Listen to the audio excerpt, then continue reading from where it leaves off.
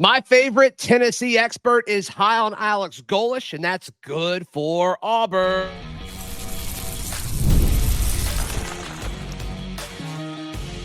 You are Locked On Auburn, your daily podcast on the Auburn Tigers. Part of the Locked On Podcast Network, your team every day.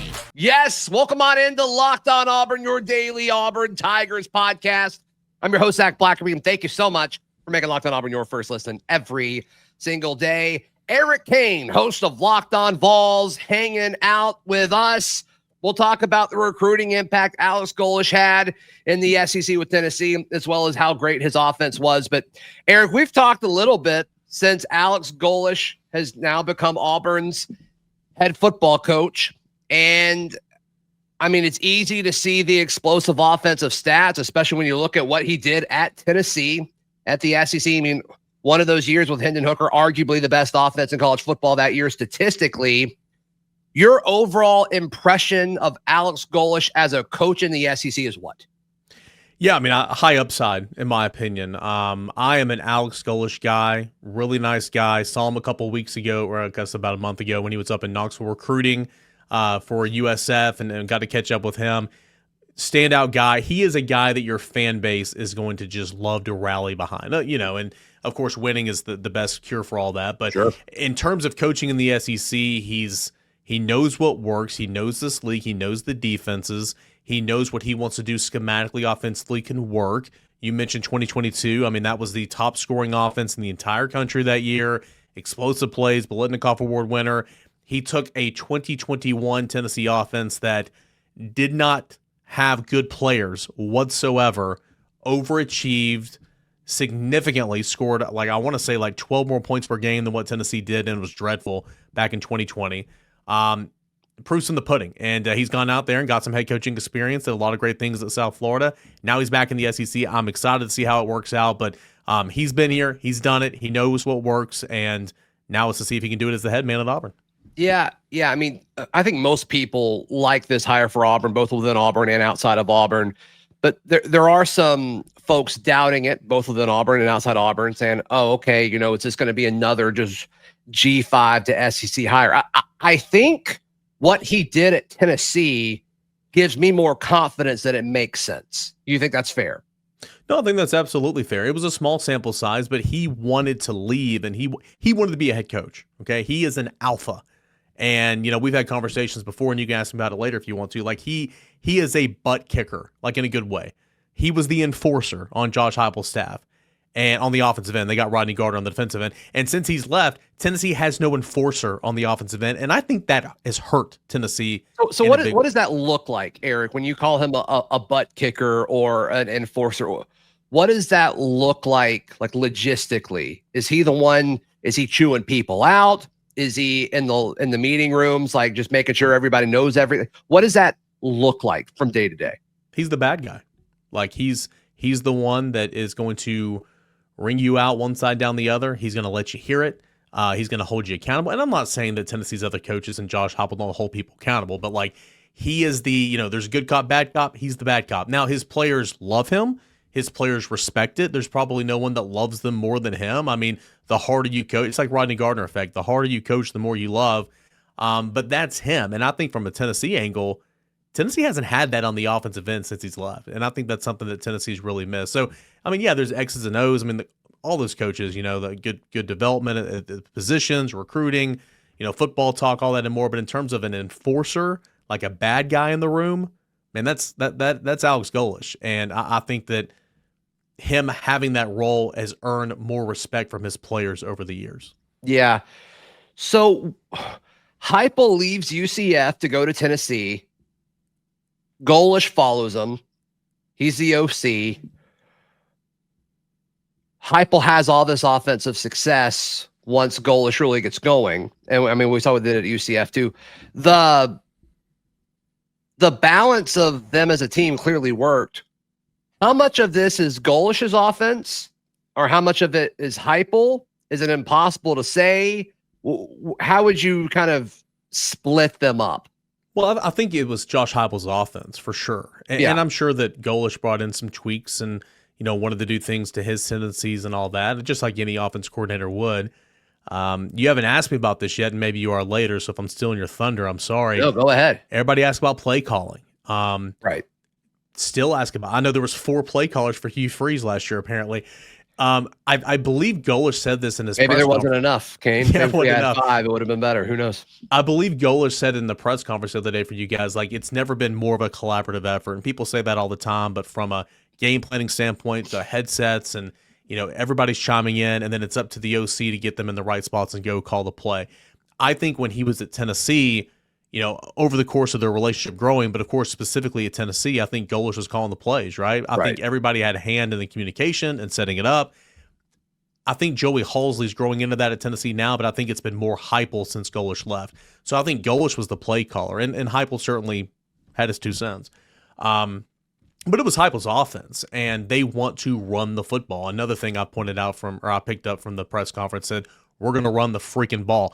That is no joke. This offense with the splits, the wide splits with the receivers, opens up run lanes. Tennessee's rushed for 2,500 yards the first 4 seasons with Heupel, 2 of those with Alex Golesh. They're going to run the football really, really well. But to answer your question, I think it was Heupel's offense, and then he just kind of brought his mentality, and then got some tweaks off that, and certainly carried that to USF. They're big in tight ends. Alex Golesh is a tight ends coach. He was here at Tennessee. Loves to use the tight ends as He was a tight ends coach for like the bulk of his career. Yeah, right. Yeah. Tight ends are very involved as H-backs. The tight, and that's the key here. Like, the tight end's kind of the key to your offense. You got to have a quarterback. Everybody's got to have a quarterback. Sure. But to go at the tempo you want to go, to stay on the field and not allow your defense to substitute as well, your tight end has to be a guy that can split out wide, hand in the dirt, H-back, slot receiver, athlete, and come in, and they are a massive part of the run game. They're going to come in and do that split zone. They're going to go up and ISO a Mike Backer and put their head down and go hit them. Like, you've got to have a dude, 2 dudes really, to be your tight ends. And Golesh really... Who was a tight end at Tennessee when he was there? Okay, when he was there, Princeton Fant, who was kind of a jack of all trades. Now, he's a little bit different. He was kind of a utility knife in terms of they threw it to him. He ran the football a little bit. That's not typically what they do. He was kind of a difference maker. Jacob Warren was there as well. Yeah, it was those 2 guys the first 2 years. And then when he left, it was a couple of different guys. Got it. He had a comment at his opening presser on Monday that I thought was super interesting. And I think it ties to, okay, can he make the transition from Group of 5 to SEC head coach? And I want to get your thoughts on that, because I think you probably saw some of it at Tennessee. That's next right here on Locked on Auburn. Today's show brought to you by our friends at Aura Frames. The holidays are officially here, which means Christmas gift hunting season is on. And if you want to give something meaningful, personal, and guaranteed to get a reaction, Aura Frames is the gift that delivers every time. It's not just something you wrap.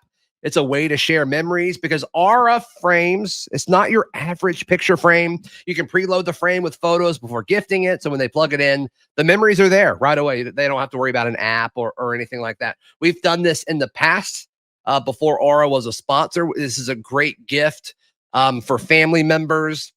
And also my kid, we have one. My kids love it. They can upload a photo that they take, and then it pops up on the frame later in the day. They get so excited. So great for anyone. For a limited time, save on the perfect gift by visiting auraframes.com to get $35 off Aura's best-selling Carver matte frames, named #1 by Wirecutter.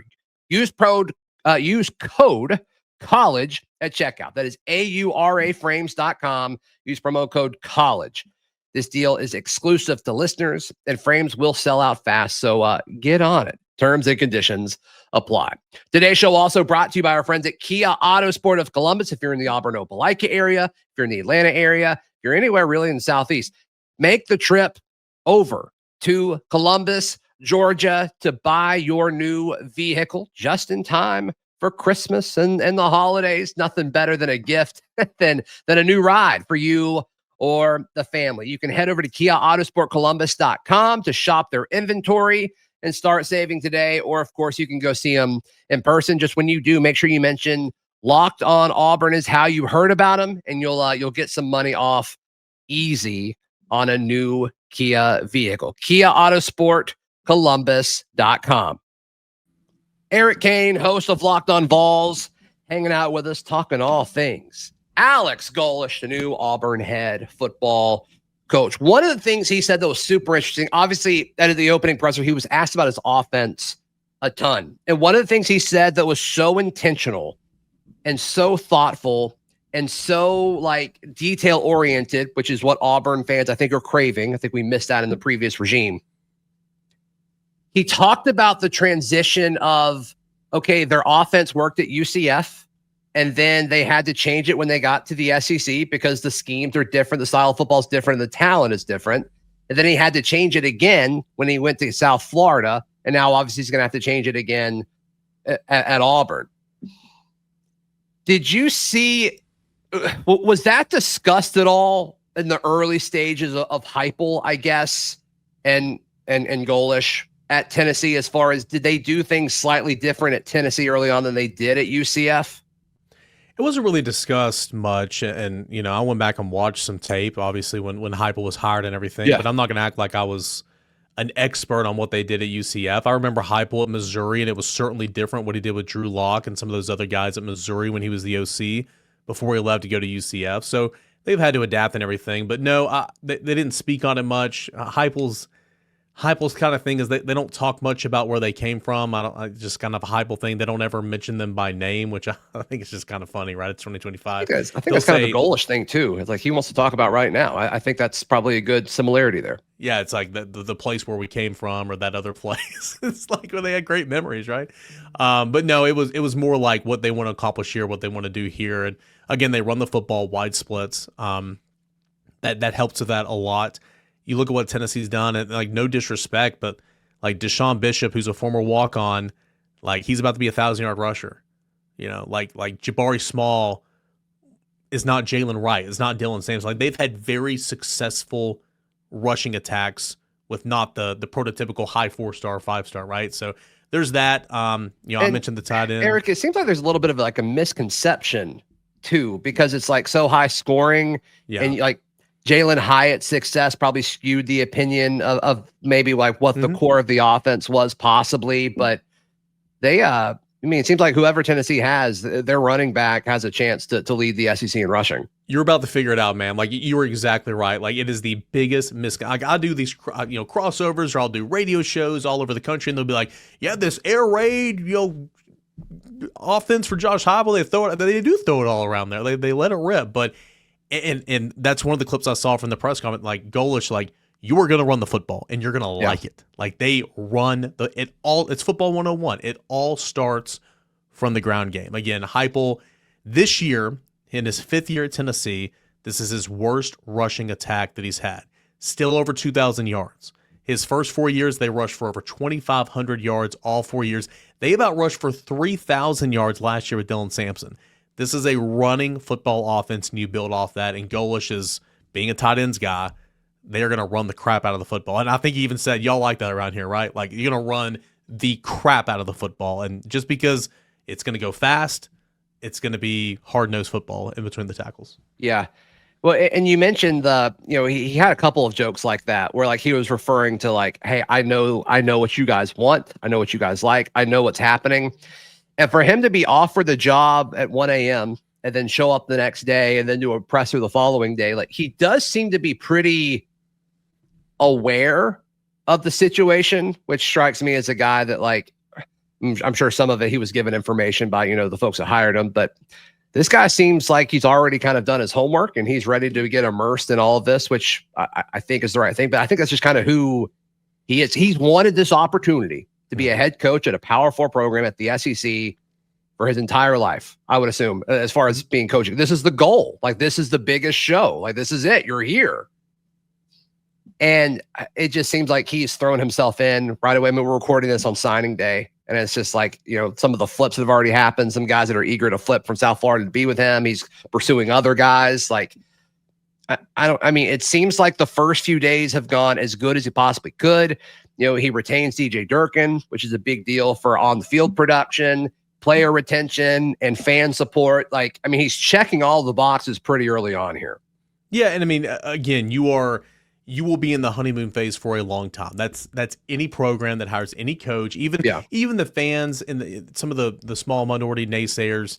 Like some of them can even be talked into and say, okay, this is my guy, until you start losing games or you start losing a game you should have won or whatever. But like what you will see with Alex Golesh throughout, he is so meticulous with his words. He is so detail oriented. He's a talker. He's going to get up there, and it's so funny because this is what he does completely different from Josh Heupel. Josh Heupel gets up there, does coach talk for 20 seconds, answering a question. It's awful. As a member of the media, it's pathetic. I can't write anything off of it. It's frustrating. It's awful. Alex Golesh will get up there and talk for 30 minutes if he wants to. Long answers. He'll tell you interesting. I haven't picked up on that yet. Oh, yeah. Long answers. He'll tell you exactly. I mean, he won't give away all his secrets, but he'll give you a lot of meat in there. And I think that's, as a member of the media, we like that, but also for the fans because they kind of get to understand a little bit. And he's a fiery, I'm sure you noticed, he is a fiery guy. Your fan base is going to like him for sure. And again, you're right. This is what he's wanted his entire life. He left a great situation at Tennessee, was making good money, was calling plays to go to a group of 5 opportunity. A team that was in a terrible spot. Oh, yeah. And 4 wins in 3 years prior to him getting there. Beat Florida, gave Alabama some issues at points in times, gave some other power programs issues at times. They invested in him. They got a new stadium and all that. I mean, Heartline's going to be set up really well down there, but he wanted to be the guy and accelerate his clock to get back to big-time football, and here's where he's at. When rumors started popping up or reports that, hey, Golesh might be leaving Tennessee to go to South Florida, what was the response of the fan base when that popped up? You didn't want it. They were sad. They were upset. They knew that Golesh was a huge key ingredient, and you didn't know quite how much. And there's still kind of some debate. Was it more Golesh? Was it more Hendon Hooker? Was it both? Yeah. And I think all those can be true. But you didn't really know how big of a deal it was until you got the 23 with Joe Milton. You got the 24 with Nico Iamaleava. Now, this year it's bounced back with Joey Aguilar of all people. Yeah, that's awesome. Right. It's going to bounce back and everything. But it took 2 years. And, I mean, I sent you some stats the other day. I'm sure you've told your audience. But, the plays of 30 yards or more down the field and the number of plays where they were in 21 and 22 for Tennessee, they shrunk significantly in 23-24. So the fans knew from the get-go, oh, no, this isn't good. Can we sustain? You went through 2 years offensively where it's oh, no, we can't. And then finally the year wasn't great. And I know Auburn fans would kill for 8-4 right now. Would be so happy. Tennessee fans are so frustrated with 8-4 right now. But you finally got the offense kind of going back to where you wanted to. So, again, it took a couple years, and fans were very frustrated and upset and scared whenever Golesh was leaving, and ultimately it was for good reason. Yeah. How is Golesh as a recruiter? We get Cain's answer on that in just a moment, right here on Locked On Auburn. Today's show brought to you by our friends at FanDuel. FanDuel is America's #1 sportsbook, not even close. NFL Sundays move fast, one big play, and suddenly everything feels different.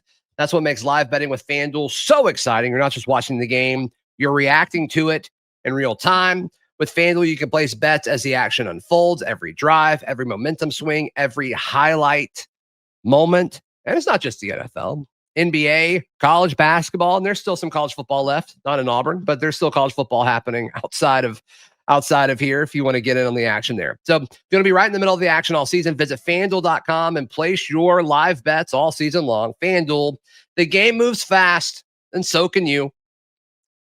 Eric Cain, host of Locked On Vols, hang out with us for a few more minutes. This is a guy who appears to love to recruit. I don't see Alex Golesh as a guy who turns off very often. He seems like he is football guy through and through. And really, as soon as he started getting full-time, on-field coaching gigs, the recruiting coordinator tag was tied to him. And he recruited well at Toledo with the MAC. He recruited well the AAC with South Florida. What did he do at Tennessee as a recruiting coordinator, Eric? So he was not the recruiting coordinator at Tennessee, but he was the offensive coordinator. It's kind of weird, Heupel. I meant that as a coordinator who could recruit. Yeah. Thank you for clarifying for sure. He huge and instrumental in bringing Nico Iamaleava to campus. And, you know, it didn't end up well, right? I mean, there's many quarterbacks like that across the country, but that was the biggest signing in Tennessee history. That was the #1 overall player in the 2023 cycle. And he had left before he officially signed and it was getting going. But, I mean, that was massive, right? Him and Joey Halsey kind of led that charge. I think with his ties to the Midwest, you know, now to Florida, the Southeastern Conference, you're starting. I mean, I'm sure he's got some ties out to the West Coast, some that we don't really know about, but like he's got his footprint kind of in different regions of the United States and specific regions that, you know, a lot of those players go to or come from. He's just a go-getter. You're right. Like he doesn't have an off switch. And at Tennessee, and I'm sure it's like this at other programs, the coordinators don't do they don't go out on the weekends out around game times to recruit. The coordinators don't until it's the off week. You know, that didn't stop Golesh, man. Golesh is out there all the time just because I think he enjoyed it. And that's something that stood out to me. Like he was always wanting to recruit, and that's kind of comes back from his ties. And so his big claim to fame was instrumental in helping to get Nico Iamaleava here on campus. And, you know, at the time that was just it was a huge signing. Yeah, right. The element of the state of Alabama is interesting because, okay, he gets the Auburn job, which happened kind of quick, it seemed like. I don't think a lot of people were expecting that. And, okay, over the next few days, he gets guys from South Florida that either decommit, then commit to Auburn, or they flip from South Florida to Auburn. Or I guess one of them just decommitted South Florida. I don't know if he's actually going to end up at Auburn or not. But several guys from the state of Alabama were already committed to him or were interested in him. But it was South Florida, so they went to Duke. There's a Saraland receiver who's very, very exciting. And so he has since flipped from Duke to Auburn. It's just interesting how well he already has an impact in the state of Alabama, despite not coaching anywhere here. Yeah, again, like you recruit in the Southeastern Conference. I mean, you're going to be seen and traveling the state of Alabama a lot. Right. And he was down there watching high school football games, you know, covering guys whenever he was at Tennessee. When he was at USF, I'm sure he made many, many trips to Alabama. And again, a guy that kind of his roots kind of started recruiting, and he enjoys that process. And so, I mean, you know, outside of just the whirlwind time of being offered the job at 1 a.m., getting there the next day, trying to, you know, have a semblance of a staff. And like one of the first things he was doing was he was calling the guys that were already in Auburn's class and saying, "Hey, I'm Alex, you know, like I'm coach, you know." Like he was having those conversations. He was reaching out to his former class, I'm sure, at USF, and he was trying to get everything ready. Because again, that's why all these hires happen this weekend. Signing day was yesterday. Every team kind of had a plan, unless you're Penn State. I mean, that's reaching Tennessee 2017 coaching search fiasco right now. Crazy. Yeah, I think it's worse. Yeah. I mean, it's brutal, man. It is brutal. So, yeah, like it doesn't surprise me at all. Like he's a go-getter, and I'm sure he's already built some and probably some from the past, like having those relationships with some of the prominent programs in Alabama at the high school level. So that's not shocking. Yeah. No, I mean he's checked all the boxes so far. Very, very pleased. So Eric Cain, if folks watching want more Tennessee content, where do they go, my guy? Yeah, you Auburn fans, if you want to know everything about Tennessee and the Tennessee Volunteers, Locked On Vols, wherever you get your podcasts every single morning. Yeah, it's as simple as that. We are free and available everywhere, multiple platforms. Just you can't miss us, Locked On Vols. You should change the name of your show to Locked On Alex Golesh's Old School. Oh, should I? Should we? Be known for the Alex Golesh? I hope he wins, man. Auburn's a tough place to win. I mean, like a tough place to coach because the expectations are so high, is what I mean by that.